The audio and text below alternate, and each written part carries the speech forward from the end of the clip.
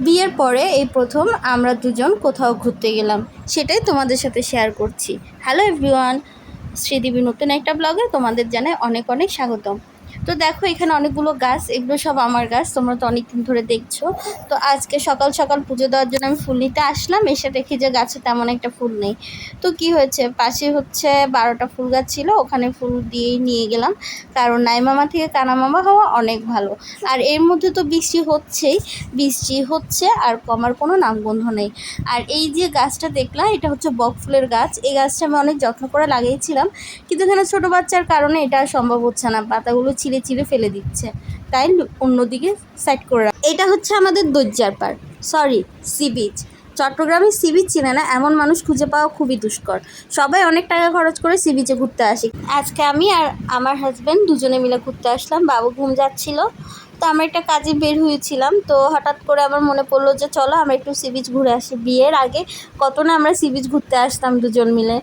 তো বললো আচ্ছা চলো। আমাদের একটা কাজ ছিল ছোটোখাটো, মানে আধা ঘন্টা 45 মিনিটের মতো লাগবে। তো আমরা বললাম চলো আমরা একটু সি বিচ ঘুরে আসি, বাবু যেহেতু এখন 1-1.5 ঘন্টা ঘুম যাবে, আমাদের কাছে অনেকটা সময় আছে।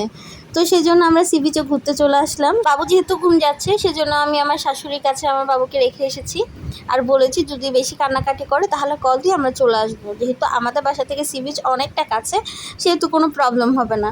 তো দেখো কত সুন্দর পরিবেশ। এই শুক্রবার দিনই মানুষজন বেশি হয়, হই হুল্লোড় বেশি হয়, কিন্তু অন্য অন্য দিন সি বিচ একদম শান্ত থাকে, অত মানুষজনও হয় না, তো হই হুল্লোড়ও হয় না।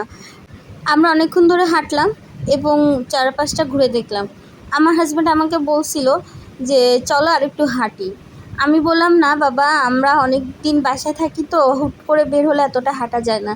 তো দেখো আমাদের সেই কি বলবো রোমান্টিক হাঁটা। বিয়ের আগে কতই না এইভাবে হাঁটছি, আর এখন ছেলের জন্য মাঝখানে কিন্তু ছেলেই থাকে। আমি কিন্তু এক পাশে পড়ে থাকি আর আমার হাজব্যান্ড অন্য পাশে পড়ে থাকে। আজকে যেহেতু ও নাই, সেহেতু আমাদের মাঝখানে কোনো গ্যাপ নাই। তো সেজন্য আমরা খুব আনন্দ করে হাঁটছি এবং আগের মতো সেই ফিলটা নিচ্ছি যখন আমরা প্রেম করতাম। হ্যাঁ, কিন্তু এই প্রেমের মাঝখানে কিন্তু ছেলের কথা কিন্তু অনেক মনে পড়েছে, ছেলের জন্য অনেকটা আফসোস করেছি।